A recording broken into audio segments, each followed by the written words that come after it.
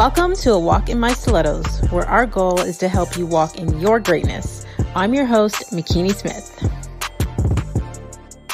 Hey, Faith Walkers. Thank you for taking the time to join us today on the A Walk in My Stilettos podcast, where we have conversations with amazing women that are letting us step into their shoes. I help women to own their stories, conquer their fears so they can reach their goals.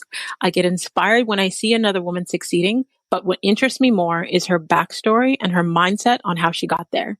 So today's guest is about to bless us with her testimony. And since you're already here, you may as well subscribe. Today we have Jungle Flower. She's an award-winning photographer, poet, live speaker, and wellness facilitator. And after escaping a psychologically abusive relationship, she funded Reclaim Your Voice in 2012, a grassroots organization which creates safe spaces where people who have experienced abuse can share their stories. She's hosted over 50 events of this nature, performed spoken word poetry at notable platforms, including TEDxRougeRiver.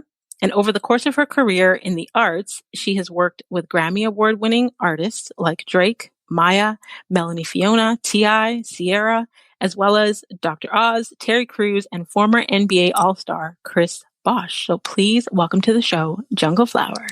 Hi, McKinney. Thank you so much for having me. Thank you so much for agreeing to come on and share your story with us. An honor. So the reason I wanted to have you on is I've been blessed with the opportunity to hear you speak multiple times. A couple times we've shared the stage and been on the same speaking platforms. And I love your transparency. I love your realness.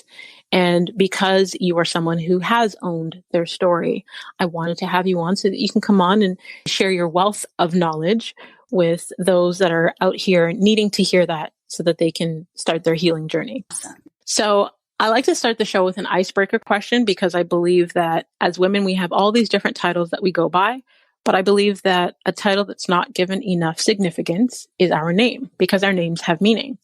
So, when I originally met you, I met you by a different name. So I'm not going to necessarily ask you the meaning of your name. I'm going to ask you where the name change came from. What inspired that? So Jungle Flower is a name I picked up about almost 2 years ago now. In 2018 was a turning point in my life. There were 3 unresolved traumas that resurfaced at the same time. And I completely lost my sense of safety and security in the world, which led to me having what I refer to as a breakdown. And I was fortunate enough to be able to go to Costa Rica for a month to not work, and instead just to focus completely on my healing and my restoration. It was an incredible trip. It was everything I needed it to be and more. And toward the end of my trip, I was walking through the jungle and I kept seeing this beautiful fruit on the ground that I'd never seen before. And the 3rd or 4th time I saw it, I remarked on it to the woman who was walking me through, who owned the property. And she said, "That's not a fruit, that's a flower." And why I was so surprised by that was because its petals were so thick. And when I reflected on it later, I realized that flower had either been designed or had evolved to endure the harsh environment of the jungle. And I felt like I could relate to that personally. And I had gone through such an evolution at that point and so much transformation and so much release that the name I used to go by, which is Reese, felt like it just didn't fit anymore. And so right after that walk, I think it was the very next day, I met a bunch of new people and they asked me my name. And the only thing that felt right at that point was Jungle Flower. So I've been using that moniker ever since. Wow. I love it. I love that. There's a lot of power, I think, in choosing our names and choosing how we, names they're important. They're extremely important. And that's why everyone that comes on the show, I usually ask them what their name means. And some women had no idea. Some women, are just hearing the meaning of their name for the first time. Oh my gosh. And every time someone says your name, they're declaring who you are. They're affirming that meaning and that definition. My parents grew up telling me that McKinney meant beautiful one. And I'm sure somewhere, maybe in their heads only, but I'm sure somewhere that's where that meaning was. But as I became an adult and I actually dug deeper into the definition, it's Swahili for strength of character. Wow. How fitting. I know. I feel blessed. That's awesome. So I'm going to say go backwards before I go forward. So I'd like to know, what did you want to be when you were a little girl? When I was little, I found myself to be fascinated by people who had lived very rich lives, people who had worked a lot of different jobs and who could hear anything without like really being shocked by it. And so when I was a little girl, what I always wanted to be was a wise old woman. There wasn't like any one profession that gravitated to. There's always so many things I wanted to be, but I noticed that like I just had a sense like that was the kind of life I wanted to live. I love that. So I'd love to know, what was the intention behind creating Reclaim Your Voice? Because I know we always start things, but the importance of the intention, because sometimes you start something and you intend it for it to be something and then it ends up being something else. So what was your intention behind Reclaim Your Voice? That is so true and so accurate about how the intention can sometimes be something unexpected, or the outcome can be something that's far from what we intended for something. So I started Reclaim Your Voice about 6 years after escaping an abusive relationship. And what had inspired me to do it was when I didn't know I was being abused while I was being abused, because it was psychological abuse, something I'd never heard of before. I didn't know that abuse could be anything but physical or sexual. But psychological abuse is a very real, very dangerous form of abuse. So is financial abuse. Absolutely. There's so many that, fall under that category. So because I didn't know I'd been abused, I didn't really bother trying to get help for how I was feeling. I was kind of being hard on myself for still like feeling so emotional, even though like a few years had passed at that point. And this was probably in somewhere around 2010-ish, the 4 years after I escaped. And I was in a new relationship. I had all these trust issues, and the stress was just like piling up, partially because I was like just probably experiencing a form of PTSD, and also because I was making it worse by not realizing how much support and I really needed. So one of the things that had happened in the abusive relationship was he had cheated on me like so much throughout the relationship.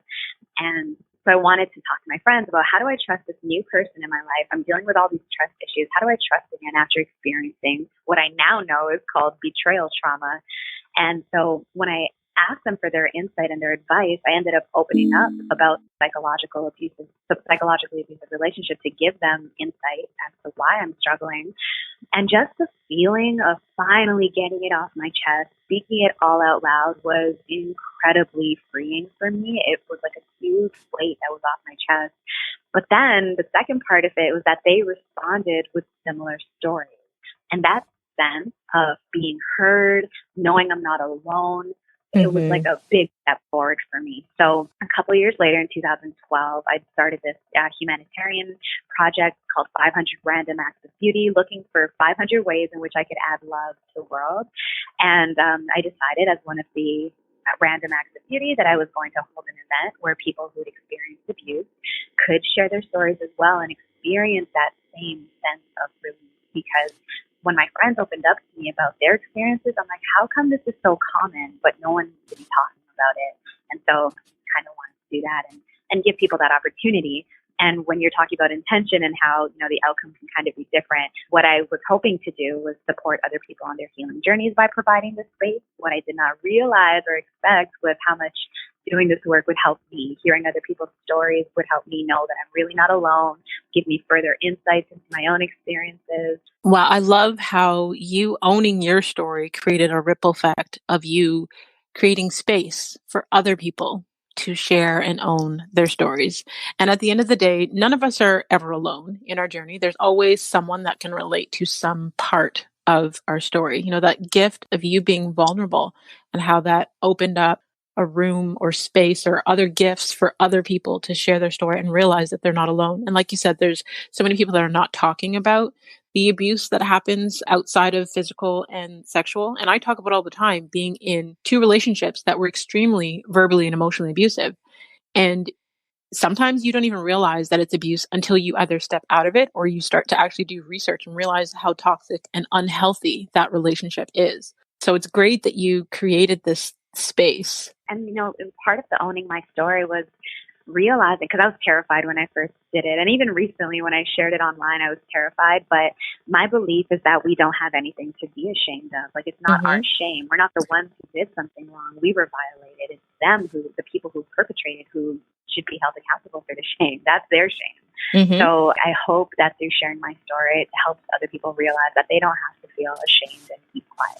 They're not to blame. Absolutely. There's a quote that I like to reference from Dr. Brene Brown, who studies shame, and she's got all these amazing books out there on vulnerability, but she says shame loves secrecy. And when we like to push things under a rug, and they actually don't go away, they cause more issues. So being open about it and being Bump you vocal out. and yeah, exactly.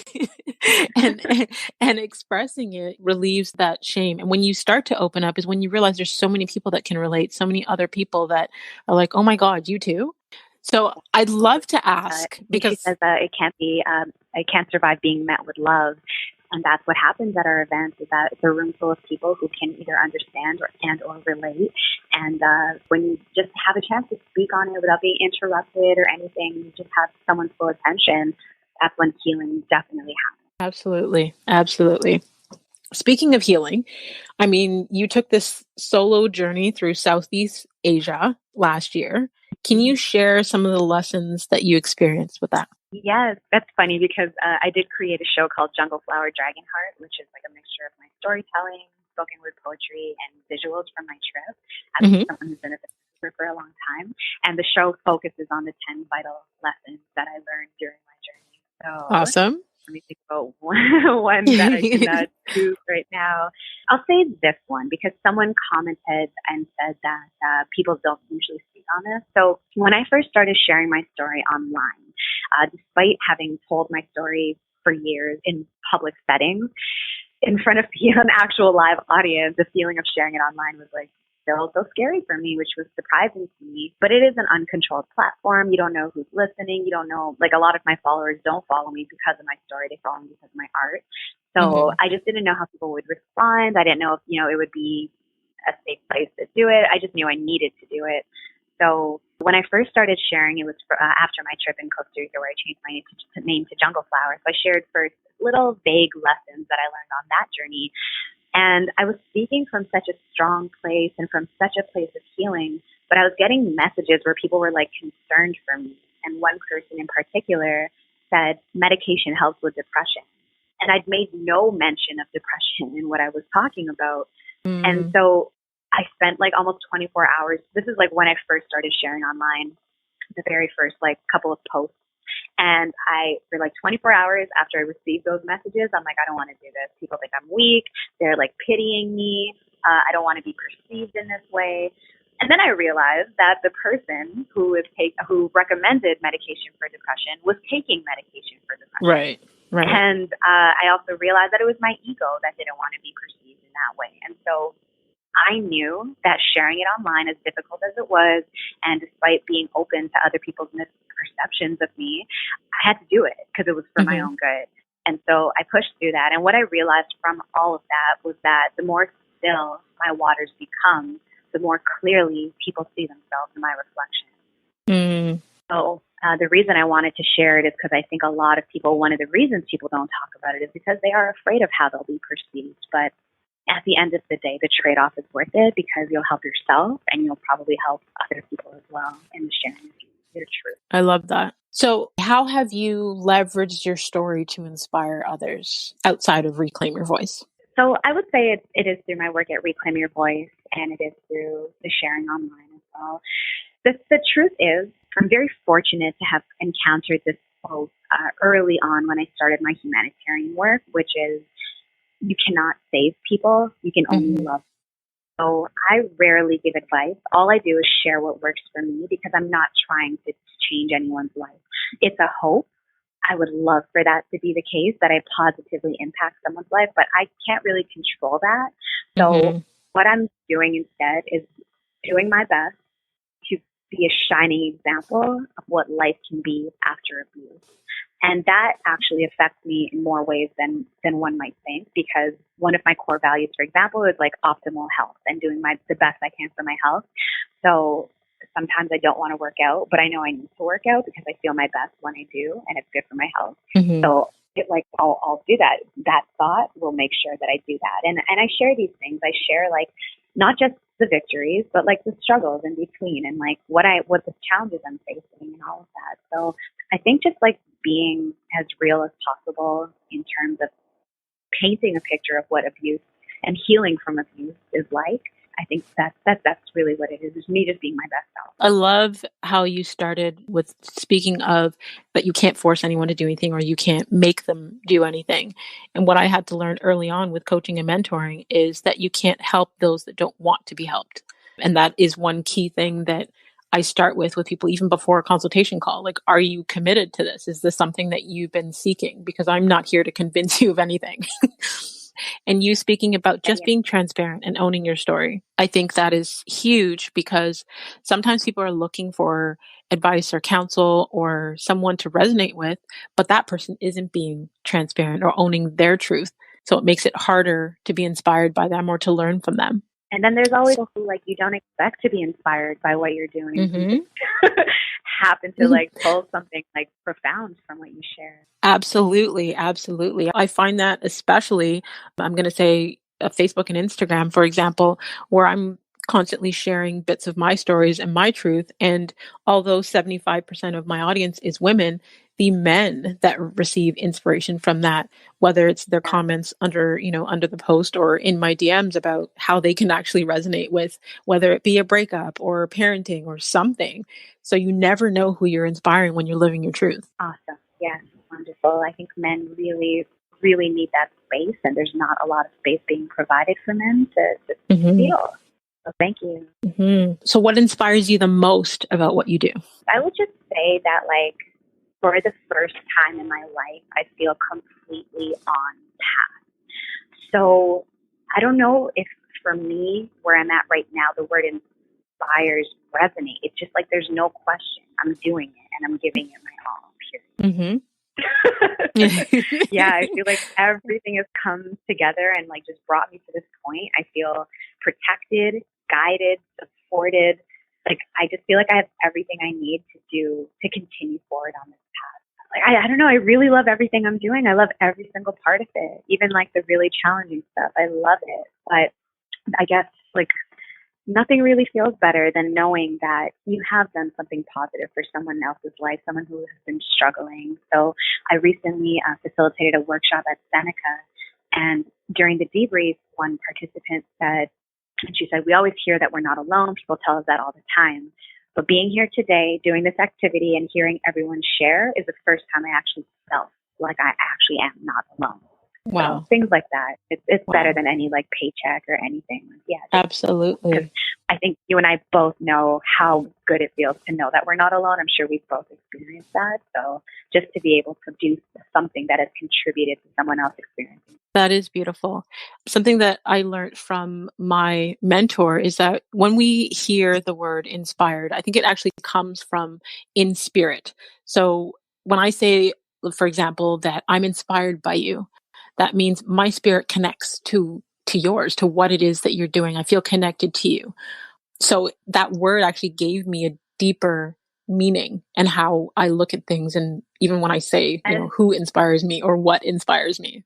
I love that. I love etymology. I love it. That's such a great breakdown. I've also heard of inspired that it means to breathe life into, but I've also heard that like life and spirit are very connected. So yes. Yeah. Yes. And then you were talking about, just loving, the effect and the impact and all those things. I was actually listening to, I believe it was Jay Shetty, who is big on spirituality, but I was listening to his podcast and he was talking about cause versus cash and how most people, I think there's actually a study on it where people will go harder for a cause or something that they're passionate about than the cash. And for me, I've definitely found this true. Like, it doesn't matter how much I get paid, and I do this even when I don't get paid, but because I love it so much and I'm so passionate about it and the cause of helping other people to, walk in their greatness and be able to serve and impact people's lives on a greater level inspires me more than any amount of money that I could ever make from it. Right, for sure. Because that's the real stuff. Money you can't take with you, but that's, when you impact someone's life in a positive way, especially, that's a legacy. Yes, absolutely. So what advice would you give to a woman who's currently trying to heal from abuse? I think one of the most important things, like there's so many things I could say, but something I find is really, really, really important for someone specifically healing from abuse is to not isolate yourself as much as you might feel tempted to do that. A quote I heard is that we were abused in isolation. We can only heal in a community. Community is definitely where you're going to find, again, people with similar stories who help you realize you're not alone, who help you gain insight into your own experiences, and just human connection and healthy, positive human connection is so, so, so important. So even if it starts out with a therapist and you're just going one-on-one, that's enough. But stay active in your community. And I guess to kind of expand on that, volunteering is a great way to start feeling better. Volunteering either for similar cause or just honestly giving back in any way where you know that you're making a positive difference in someone else's life. And the third thing would be to regulate emotion. So it is very easy to stay stuck in one emotion for a long period of time. Sometimes it feels amazing to just sit in our misery. It can actually cause a positive feeling in us, but it is so important to regulate our emotions. So take time, you should express yourself and allow those emotions to be released in a healthy way. But laugh also. Make time to laugh. Find things that make you laugh, make you smile, make you feel good, and indulge in those things as well. It's super important. Wow. All three of those things are helpful, not even just for someone healing from abuse, but someone healing, period. So as you said those three things, I think about the state that I was in 2019, healing from a ton of health issues, and then the beginning of 2020, healing from heartbreak. And those three things have actually helped me process from the not isolating myself, because that was causing me anxiety attacks and panic attacks. And when I started to reconnect with my community of people that have been there for me since high school, people that I love and usually would spend time with, rebuilding those relationships helped me come out of feeling so alone. And then volunteering my time and giving and knowing that I am helping someone other than myself, because that actually lifts my spirit when I'm being of service and you're making someone else feel good. That puts you in a better frame of mind, better energy, better feelings. And then the regulating emotions, which I know, because this is something I say all the time, but it can't rain forever. So instead of sitting in, my bag of tears in my room, finding things to do that I enjoy, whether it be I don't even watch TV anymore, but I'll go to a friend's house and watch something that makes me laugh, like the show Ridiculousness, which, is just ridiculous, but regulating emotion. So thank you for those three. Those are helpful for anyone healing from anything. Those three things have helped you with your anxiety and panic attacks? Yeah. Amazing. Yeah, studying mindset, there's a few things that I know about anxiety and things like that I guess because I didn't need it in the moment, I wasn't practicing. But anxiety is one, you're worrying about the future. You're not living in the present, right? Your fear of what is going to happen. And then anxiety is triggered from mentally what we're thinking about. The body is an instrument of the mind. So if I am used to an idea, let's call it X, and there's a new idea, let's call it Y, that I'm trying to implement, I am not in harmony with, I'm going to say, the spirit or the energy. It's that the X and the Y are conflicting. I haven't accepted the new idea. So because I'm going to say, internally freaking out about it, it's causing in my body, it's triggering. So any kind of, when you're not in harmony with the two vibrations, the new idea and the old idea, you cause your body to be in dis-ease. And that's where the word disease comes from.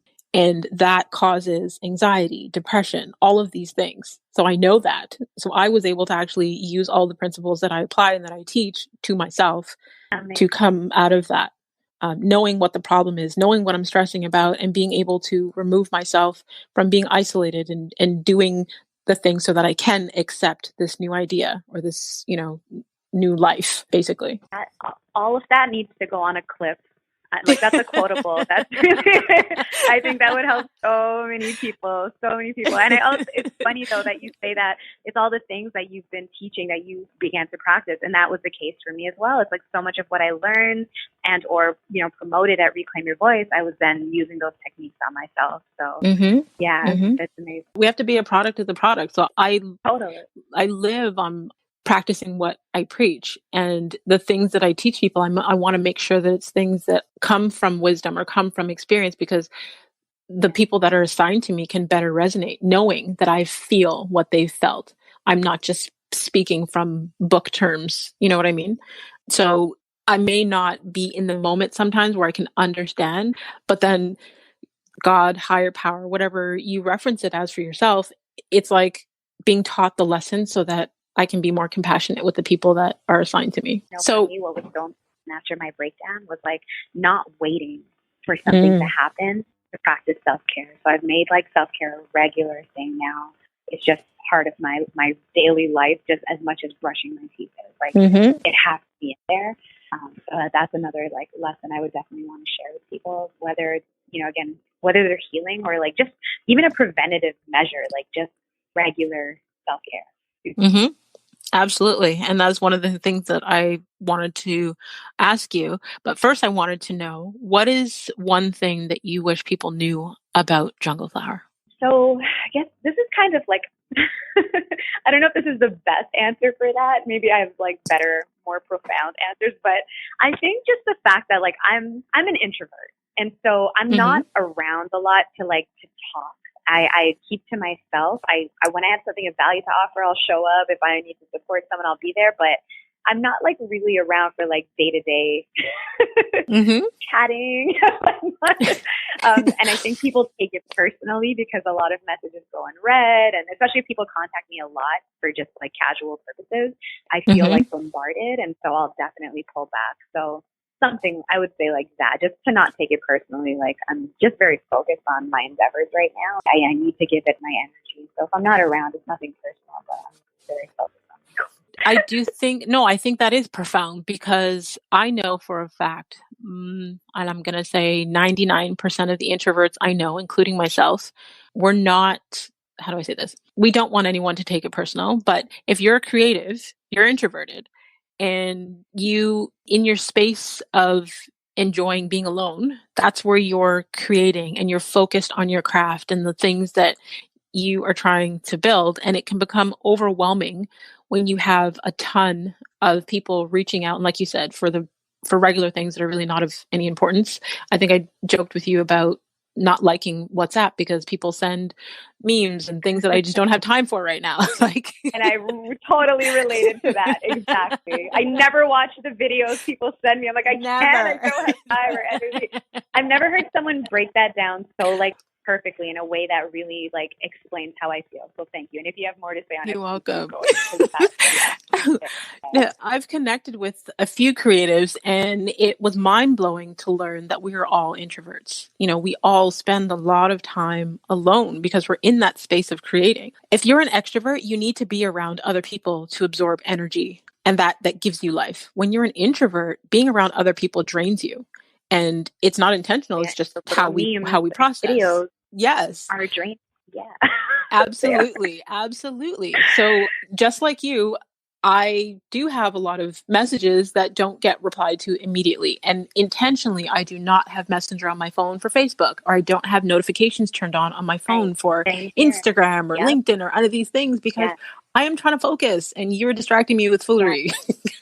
Thank you so much for validating that. Like, it's not something I want to be apologetic for because it's important for my well-being. And it's a boundary I have to be more comfortable setting. Boundary setting is very important, something I've recently learned for people who have experienced abuse. So just thank you for validating that. I appreciate it. You're welcome. You're welcome. And I think boundaries are important for all of us. And anyone who doesn't respect your boundaries is someone who wants to break them. Yes, for sure. I'd love to know, what does self-love look like to you? One of the biggest revolutionary acts of self-care in my life has been the way I speak to myself. I found that, and I still am at times, hard on myself for how I feel. If I have a negative feeling about a certain situation, I'm kind of hard on myself in the sense that I tell myself like I shouldn't be feeling how I'm feeling, and that I need to like stop feeling this way as soon as possible. So I've learned to just allow it, and like not only just give myself space to feel it, but to lovingly hold space for myself through it, which can look like talking lovingly and patiently to myself, literally wrapping my arms around myself. So that's one thing, is like how I talk to myself. and indulging more. I think like growing up, my spiritual beliefs that was, I guess, kind of fed to me was that people who are spiritual don't need a lot of stuff. They don't need material possessions. They don't need anything outside of the basic necessities. So I never used to like really treat myself, whether it be clothes or like restaurants or whatever. So now I do take myself out and I enjoy that. And I tell myself like, it's not always about like spending money smartly. And also to be a good like worker, you have to be a good rester. So I've just really given priority to my rest, my alone time, and just investing in things that make me feel good, whether it be essential oils or clothes that feel nice or make me feel like more confident, things like that. I think just giving myself more space to enjoy the little things. I love that you talked about giving yourself permission to indulge, especially as, what we learn about spirituality. And I agree with you where, I used to have the belief from the church environment that, if you're in the church and you're spiritual and you shouldn't like nice things and you should live this minimalist life. And thank God for the evolution of the church that I ended up calling home, because their belief is that we should have all of the great things and that God intended us to have amazing lives and live in nice homes and drive nice cars, because those are the rewards for the things that we've done. But I had someone on the show recently and she had lived like 12 years of being a monk, like in this austere lifestyle. She went from doing modeling and commercials and, she found love, and based on the vision of the person she fell in love with, shaved her head, gave up all her worldly possessions and went to go live this lifestyle. And I think she said after 12 years of that and having 2 kids, she realized, I don't want this life. Like, I want to wear booty shorts. I want to,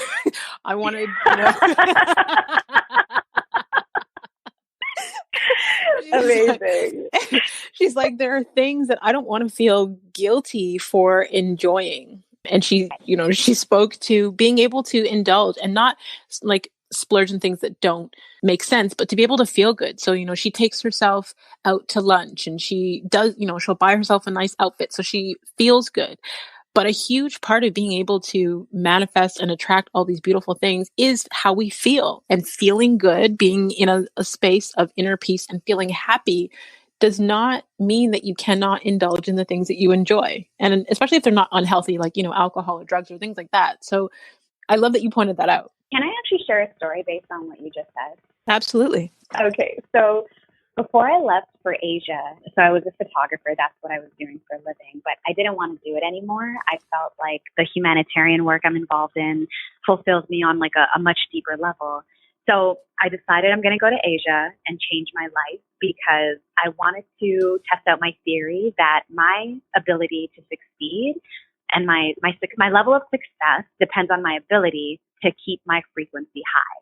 Right. So I didn't really like make much of an income, and I knew I wouldn't be in 2019 because I was traveling. So I was spending way more than I was making, and I was focused. I needed to give all my focus to sharing my story and releasing all these painful stories. Mm-hmm. And through that process, incredible amounts of healing occurred after I went through all the pain, of course. Mm-hmm. But since I came back and I was spending the money, and it was funny because, like I said, I spent way more than I made, but it was the first time in my life that I wasn't worried about money. Mm-hmm. I just had so much faith in what I was doing. And since I've come back, and every time I saw a repeating number in 2019, I said, I want to get paid my rate, because I've learned to be specific with my wishes. I want to get paid my rate to do live speaking, perform poetry, and facilitate Reclaim Your Voice events. So I came back in November, did my show, Jungle Flower Dragonheart, and then as of January, I started working, and I received, in January alone, I got 8 bookings from colleges and universities. Awesome. So yeah, it's totally like what you're saying about feeling good and attracting and manifesting. Like, I totally agree. And it's definitely been the case for me. I love that. In the church and growing up, my mother would always say that your gifts will make room for you. And then I learned through mindset coaching that money is a reward for service. So a lot of people want a certain amount of money, but they're not willing to do anything for it. But if you want, then make yourself of service, and you'll be rewarded with the money. So just like yourself, 2019, I barely made any money because I was off healing. But in that time, part of my healing was helping and serving so that 2020 will be much more lucrative. And all of these doors are opening up, just like you said. Yeah, totally. Yeah. And I've heard variations of that message that if you want to succeed and all of that stuff, you have to be offering something of service to the world. And it's so ironic to me that I never expected to make money off of this. I started it as my gift to the world, like the early Reclaim Your Voice events. I paid for everything until people started, without us even asking, just started making donations. And now we have a community fund, so I don't have to come out of my pocket anymore. And now, like, through humanitarian work, I'm actually getting bigger checks than I got doing work with celebrities. So it's wild. Yeah. Love it. Love it. So I'd love to ask, have you had any coaches or mentors that have helped you along the way? Not personally. No, I haven't. I wish I had. But people like come along. I guess, you know what, I would say, I guess I have, but only as of late. So when I was like sort of coming toward the end of my trip to Asia last year. So I think it was in July. I had gone through like a great deal of healing at that point, and I felt like I need a spiritual teacher. That's what I felt like my spirit was calling for, is like a spiritual teacher to take me under his or her wing or their wing. And that's exactly what happened. I randomly met a man. I was like dealing with writer's block at the time, and I passed by this sign that said chakra balancing. So I'm like reading it, and he's like reading me while I'm reading the sign, and he's like, your throat chakra's blocked. I'm like, oh my God, when's your next appointment? So he taught me some Tai Chi moves. He balanced my chakras, and then he just took me under his wing, and he began to like cook for me this is in Bali. He began to cook for me every day, like chi infused vegan food. And he just showed me all these things. And I honestly attribute a lot of my mental strength to what he did for me. His name's Andy. So I would say him. But outside of that, I hope I'm not like forgetting anyone, because I would hate to like leave anyone out. But there's no one I wouldn't say there's anyone who's like solidly mentored me aside from like advice here and there. Nothing over like a long period of time now. It's been feeling my way out. And to be honest, it's taken me 20 years to get to a point where I'm now like creating a sustainable living for myself as an artist. And I do think it's because I didn't have things like mentors. I didn't have much of a network. I wasn't really willing to like to do the work to become a better photographer. Like I've never read a photography book in my life. Oh, wow. So, and that kind of, it was kind of a sign to me that maybe this isn't what I'm supposed to be doing. Whereas like with live speaking and the Reclaim Your Voice stuff and the poetry, I work to get better at that. Like I really want to be great at that. So yeah. So I think if I had those things in place, maybe it wouldn't have taken me 20 years to get to this point. But obviously because I coach and mentor, but that came from being coached and mentored, right? And those people were able to elevate the things that I was passionate about and to help me skip some of the pitfalls and basically get to where I wanted to go quicker, not only by giving me guidance, but in many times giving me opportunities that I may not have gotten had I not been vulnerable enough to reach out or to seek that kind of support. But you said that you met this man randomly because you said you kind of put that out there where you were seeking, someone to help. And that was you attracting that. You manifested that. Wow. I love that. Thank you. You're welcome. What does your self-care routine look like? Especially as someone who is dealing with other people who are dealing with trauma, and as you're on your healing journey, as an introvert, I know that can affect your spirit and your energy. So what do you do on a daily basis to keep Jungle Flower in a good space? What's your self-care routine look like? Great question. So after the Reclaim Your Voice events, I definitely have like a particular routine or ritual that I do. But I will say that over the years, because I've been doing it for almost 8 years now, over 55 events of people sharing their stories. And people often ask me like how I can stand to hear all those stories. But I really feel like when I'm doing that work, I'm walking in my purpose. I feel like it's like my best, my most high self. And so it's almost like the rules of my introversion don't even apply because first of all, like I'm up there at the front of the room, which is something I never would have done before starting Reclaim Your Voice. I had terrible stage fright that now has been healed through my work at Reclaim Your Voice, to the point where I'm like, again, like referring to my show, like I'm doing a one-woman show. I used to have like really paralyzing stage fright. So the healing effects of like this work have really like astounded me. I don't know. It doesn't really affect me too deeply. I've also learned to listen in the sense where like the words are coming in through one ear and going out the other. I don't hold on to the pain of people's stories. I don't hold on to the details. Mm-hmm. What I've now learned to focus on is that a voice once silent is silent no more. So I look at it like that. But after Reclaim Your Voice events, I'll definitely like sit in the tub, like an Epsom salt bath, and I'll fully eat a meal while I'm there. I've fallen asleep in the tub. I soak. So, but on a regular basis, what I feel overall contributes to my sense of well-being is living according to what I have developed as my list of core values that I live by. And as I kind of alluded to previously, taking care of my physical health is really important. Taking care of my overall health is important, but working out and eating right is one of those core values. Standing up for myself, a form of self-love, is one of those core values. So for me, in order to maintain an overall sense of well-being, I've learned the importance of a regular morning and, where possible, a regular evening routine as well. So on an ideal day, I'm waking up at 6 o'clock. I write 3 pages before I even get out of bed, which you don't need to be an artist to do. It's like stream of consciousness writing. And it kind of is a way to not even sort out, but to just get out everything that's like running through your head. Any like anxiety, concerns, worries about the day ahead can be emptied out into those sheets, so that as you're progressing through your day, a lot of those thoughts aren't confusing you and like and contributing to chaos in your mind. And then I do Qigong it's like an energy practice similar to Tai Chi for those who are not familiar. I do that for half an hour to an hour, and then I work out for 35 minutes. I meditate after the Qigong, and then I start my day. And then the evening, I usually like start to kind of I'll say I'll kind of end my workday around 7 p.m.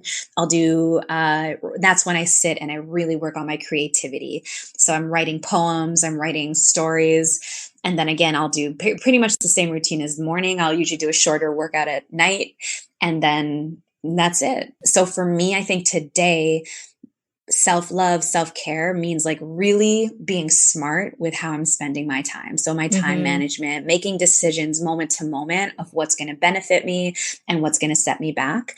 And I learned recently that all of us have an aspect of our psyche that is like our number one contender, the killing aspect of the psyche, which is designed to keep us small, to keep us afraid, to keep us sad. Like everything we don't really want for ourselves, it's designed to be a voice in our head that wants that. So I try to be like really aware of that voice. So for example, I can have a leafy green smoothie, or I can have like 5 slices of pizza, which is what I'm really craving. But I know that I'll feel a lot happier if I make a healthier choice and not listen to that voice that's kind of like trying to self-sabotage me. Absolutely. I wanted to touch on what you said about your writing in the morning, because journaling is proven to be such a healing tactic. Wow. And the reason that is because the mind is symbolic. So you unpacking all of your thoughts and feelings and writing it out onto a piece of paper helps you so that you're not holding those inside. And there's a lot of different symbolic techniques that people can use to actually help rid themselves of negative emotions and feelings and stuff like that in the same way. For example, you can write out, let's say you write out all the things in your life that you don't like or that are negative or not serving you, and you write it out on a piece of paper, and then you crumple it up and throw it out. Like the mind is so symbolic in just that simple thing. Amazing. There was an event that I went to where Karen Civil was talking about one of her self-care practices is when she is on her way home, especially from a work day, she voice records in a voice note her expressing all of her frustrations for the day verbally, getting it all out. So you're not saying it to another person, but you're recording it into that voice note, and she's unpacking it, and then she deletes it before she goes into her house. So she's not taking that energy home with her. Yes. So important. Yeah. I find that like it's instinctual for me to like need a place to just release all of that stuff. Like getting it out is so beneficial to me. I have a friend who it doesn't work for. She actually has to work it out internally. So I guess like different strokes, but yeah, it's definitely like a huge tool in my life. Huge, huge, huge. I can almost bet money on it if I'm not going to say I used to, because I used to be married to someone who gambled, but if I gambled, I would bet money that if your friend actually tried to practice some of those things, it would actually help her, because I used to be that person that I need to process everything internally in my head before I say anything to anyone, but realizing now how that was harming my relationships with people. Wow. Because I will definitely suggest that to her. Yes, because it took me so long to process my thoughts and feelings. And in that time it was taking me to process, people were taking offense. Wow. Wow. So it speeds up the process. Definitely. Yeah. So give her that tip for me. Yeah. Thank you. On a total side note, so every episode, because I came across this article in Reader's Digest, I ask every woman that comes on the show this question. So there's an article that says that your favorite type of shoe says a lot about your personality. And so far it's been on point. So hopefully it won't disappoint. But my question to you, Jungle, is what is your favorite type of shoe? Is it a flip-flop, a stiletto, a running shoe, a boot, a walking shoe? Like, I don't know. What's your favorite type of shoe? After being barefoot for a lot of last year, I came back to Toronto to discover I don't think I could do stilettos anymore. I didn't want to tell you that when you invited me to be on the show, in case it was a prerequisite, because comfort is key for me. So my favorite shoe is a sneaker, and you're so right. It totally says a lot about my personality. I love it. Would you say you're more sneaker or running shoe? I like both, but I would say like if I'm not running, I'd probably choose a sneaker, because like I wear like Huaraches and Roshis, and like they're just super comfortable. And that way I can, whatever, like basically anything that's going to help me get what I need to get done. And like, I don't want my feet hurting to stop me from like fulfilling my destiny, So that's important. Totally understand. Yeah. Okay, so the reason I asked that is because there are two different versions. So running shoe fans are goal-oriented. I can actually go further into that. And then sneaker buffs get along with everyone. So which one would you say is more you? I actually would say running shoes. Okay, running shoes. I can get along with everyone, but I'm also very discerning about who I give my energy to. So I would say running shoes. Okay, so they say that running shoe fans are goal-oriented. If you're someone who enjoys fitness challenges, you take your New Year's resolutions to heart, then you've been known to go the extra mile with a label maker. This is someone who's very confident, very goal-oriented, and very organized. They really illustrate the idea of multitasking, taking care of everything, and being everywhere. That I would say yes, but do you want to read the sneaker one also? Sneaker buffs get along with everyone. As someone who relates to people much younger than you, yet also feels comfortable conversing with someone much older. Sometimes you're an old soul, and sometimes you're the life of the party. For sneaker buffs, age truly is but a number, because you get along with everyone. The sneaker is very versatile, a very open person willing to explore a lot of options and different ideas. They're energetic and ageless. They are really not young or old. Yeah, that describes me as well. Both of them do, but I would definitely like lean more toward the running shoe definition for sure. Okay. All right. So I want you to tell the people where they can stay connected with you online. Sure. Thank you. My Facebook is facebook.com/jungleflowerzz. And my Instagram, which is where I'm most active, is Jungle Flower Energy. And my website is zigazagastudio.com. And for future show dates, this is a lot, future show dates, they can check out jungleflowerdragonheart.com for information on what my show is about. Awesome.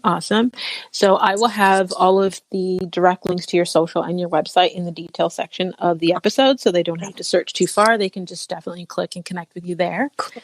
The final segment I call it a walk in her wisdom, which is just quick reflection questions, and you share inspiration or the first thing that comes to mind. What new belief, behavior, or habit has improved your life in the last 5 years?